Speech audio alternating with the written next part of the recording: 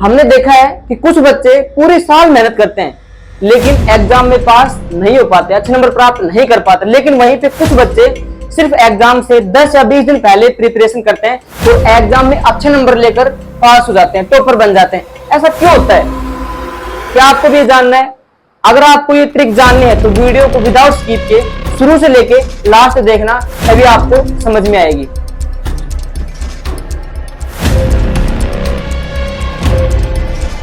Hello everyone, this is Shubham Sharma और आपका स्वागत है हमारे YouTube channel Shubham Sharma classes पर।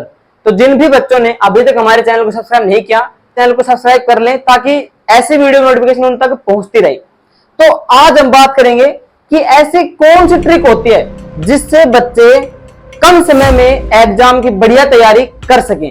कम समय में, ठीक है, पूरी साल तो करेंगे लेकिन दूसरी ट्रिक हमारी ये होती है कम समय में अच्छे नंबर प्राप्त कैसे कर सकें। तो हम आपको टोटल 6 ट्रिक्स बताएंगे जिनको अगर आपने फॉलो कर लिया तो वो निश्चित रूप से कम समय में प्रिपरेशन करके एग्जाम में टॉपर बन जाएंगे। ठीक है, तो वीडियो को पॉज करके इन 6 की 6 ट्रिक्स को अपने पेज पर उतार लीजिए, इनका फॉलो कीजिए, तभी आप कम समय में अच्छे नंबर ले पाओगे। ठीक है, देखिए पहली ट्रिक हमारे पास क्या होती है, टाइम टेबल बनाएं। ये एक प्रकार से रणनीति होती है कि स्टूडेंट लाइफ में सबसे पहला काम होता है टाइम टेबल का। अगर उसने टाइम टेबल नहीं बनाया तो कुछ भी नहीं कर सकते, कितना भी पढ़ लो, तो पूरी साल पढ़ लो। ठीक है, तो टाइम टेबल अवश्य बनाएं क्योंकि इसमें यह हो जाता है कि कब क्या पढ़ना है, कौन सा विषय पढ़ना है और कैसे, किस हिसाब से कितनी देर तक पढ़ना है। तो टाइम टेबल वेरी नेसेसरी होता है स्टूडेंट लाइफ के अंदर। ठीक है, दूसरी ट्रिक हमारे पास है शॉर्ट नोट्स बनाएं। देखिए अगर आपको टीचर कोई नोट्स बनवा रहा है तो उसकी अलग बात है, लेकिन आप खुद की तरफ से सेल्फ नोट्स बनाएं। और नोट्स कैसे बनाने हैं आपको, छोटे, ये नहीं कि बड़े बड़े पेज भर दिए, नहीं, आप अपने हिसाब से छोटे नोट्स बनाओ।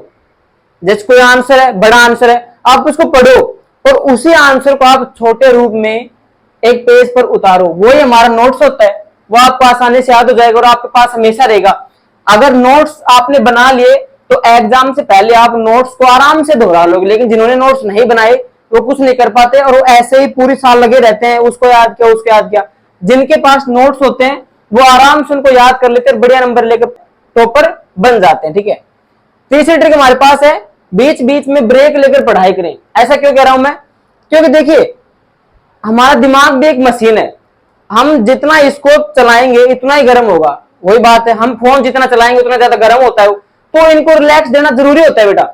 हम हमारे दिमाग में मान लो हमने 6 घंटे पढ़ाई कर ली, 7 घंटे पढ़ाई कर ली, तो इसको भी थोड़ा सा रिलैक्स चाहिए। उसीलिए कह रहा हूं कि अगर आप कोई भी सब्जेक्ट पढ़ रहे हो तो दूसरा सब्जेक्ट पढ़ने से पहले अपने माइंड को 10 या 15 मिनट रिलैक्स देना जरूरी होता है ताकि ये अगला सब्जेक्ट आसानी से पढ़ सके।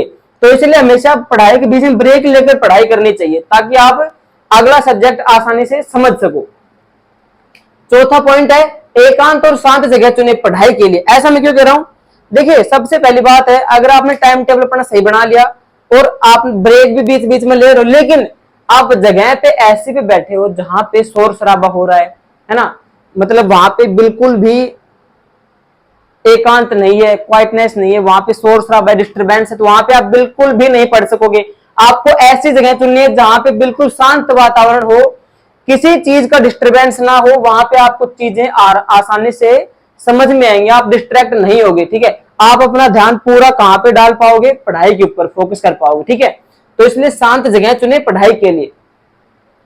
पांचवा पॉइंट, अपने फोन से दूरी बनाए, यानी कि आपके पास जितने भी गैजेट्स हैं उनको कुछ समय के लिए आप भूल जाओ, उनको इतना दूर रख दो कि आपको दिखे भी ना, क्योंकि अगर उनमें से नोटिफिकेशन आएगी आप देखोगे जरूर किसका फोन आया, किसका मैसेज आया। इसलिए आप अपने जितने भी गैजेट्स हैं उनको दूर रख दो पढ़ते समय, बाद में चाहे उनको यूज कर सकते, लेकिन पढ़ाई करते समय आप अपने सारे गैजेट्स हैं, मेनली तो फोन ही होते हैं, उनको आप दूर रख दो ताकि आप आसानी से अपने गोल पे फोकस कर सको।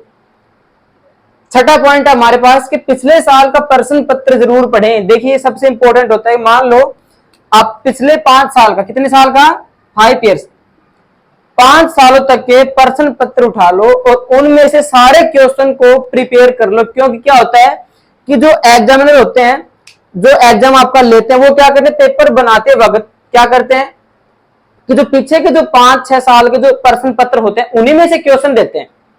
कम से कम 100 में से 70% जो सिलेबस होता है, 70% जो क्वेश्चन होते हैं वो पिछले 5-6 साल के प्रश्न पत्र में छुटकर आते हैं। तो आप अगर उनको प्रिपेयर कर लोगे अच्छी तरह से, उन्हीं में से आप अगर नोट्स बना लोगे तो आप टॉपर बनोगे, जरूर बनोगे, आपको कोई नहीं रोक सकता। तो पिछले जो कितने भी साल हो, जो 5 साल, 4 साल, 3 साल, आप उनके प्रश्न पत्र उठाओ और उनको पूरे सोल्व कर लो, उनको इंग्लिश का भी सोल्व कर लो, सारे जो है उनको याद कर लो, ठीक है। उन्हीं में से प्रश्न आते हैं और आप अगर ये 6 चीजें कर लोगे, आज से स्टार्ट कर दोगे, तो आपको बोर्ड क्लास में टॉपर बनने से कोई नहीं रोक सकता। मैं गारंटी के साथ ये बात कर रहा हूं आपको। बस आपको इन 6 चीजों का ध्यान रखना है। अगर ये 6 चीजें आपने कर ली तो आपको टॉपर बनने से कोई नहीं रोक सकता, ठीक है। लेकिन आपको ये चैलेंज एक्सेप्ट करना पड़ेगा 6 ट्रिक्स का। आपको खुद अपने अंदर अंतर महसूस होगा कि पहले मैं क्या था, आज मैं क्या हूं, ठीक है। जो बच्चे पढ़ाई में कमजोर हैं, मैं ये कह रहा हूं, जो बच्चे पढ़ाई में कमजोर हैं वो भी अगर ये 6 ट्रिक्स करेंगे तो वो भी आसानी से बड़े नंबर से पास हो सकते हैं। ये मैं कह रहा हूं गारंटी के साथ। जो बच्चे कमजोर हैं उनके लिए भी कह रहा हूं मैं। बस आपको 6 ट्रिक्स फॉलो करनी पड़ेंगी। देखिए बेटा, क्या होता है कि आपकी आस आपके माँ बाप से जुड़ी हुई है और माँ बाप की आस आपसे जुड़ी हुई है। अगर आप उनकी आस को ऐसे विफल कर दोगे तो आपका जीने का कोई अधिकार नहीं होता, ठीक है।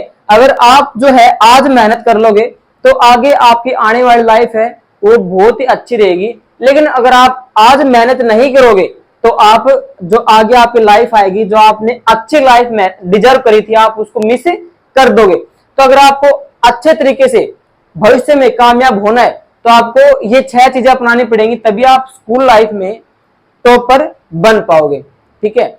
और हमारे चैनल पर आपको क्लास 6 से लेके और 10th क्लास तक का जो सिलेबस है साइंस का प्लस इंग्लिश ग्रामर आपको वहां पे मिल जाएगा। डिस्क्रिप्शन के अंदर लिंक मैंने डाल दूंगा उसके अंदर, ठीक है। और ऐसे वीडियो के लिए भी अपडेट रहने के लिए हमारे चैनल को प्लीज सब्सक्राइब करना ना भूलें। मिलते हैं अगली वीडियो में, तब तक के लिए थैंक यू।